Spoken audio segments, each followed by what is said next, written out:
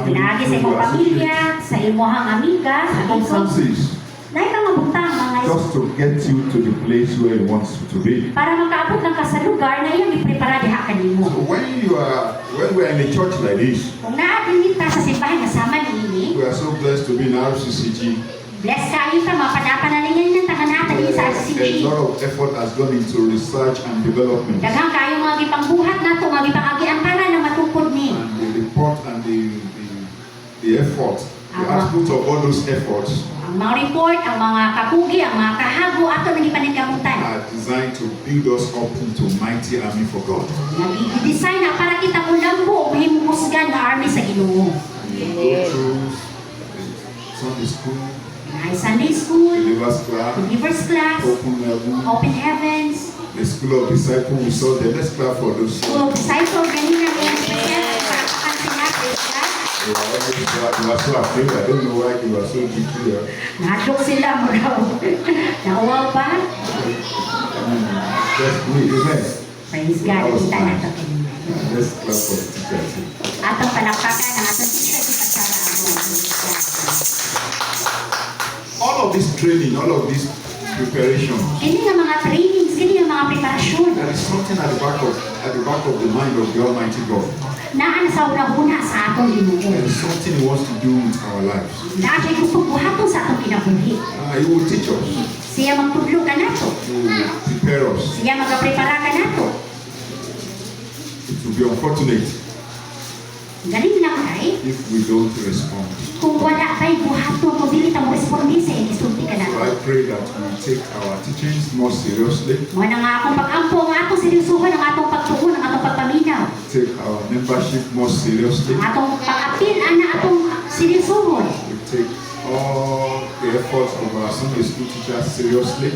Tanan natong nadungog sa ating Sunday school teacher, atong seryosohon pagpaminaw, The atong efforts of i-apply. our house fellowship leaders to Sa take atong them seriously. house fellowship leader, seryosohon nato.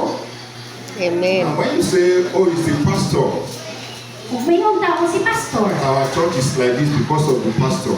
ang atong simbahan na himong aning ani tungod ni pastor, It's true.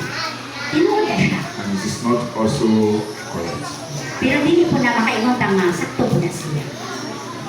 Because when you say the pastor, Tungod kayo, mayroong galing ka si pastor, maybe in your mind you are looking at me. siguro sa una-una katanaw na ako. I will pass it back to you. Na, ako, It's Mama and Dad. halika, mga messenger. Jellos, and more. Stella. Pastor Amor. They are the ones, so they are the leaders. Sila mga leaders sila. I'm a missionary, I'm just passing by. Amen. Para sa missionary, nakawala ko. The leader in the church, Ang mga pangulo sa simbahan, or leaders in the church, ang mga pangulo, kalingan nila.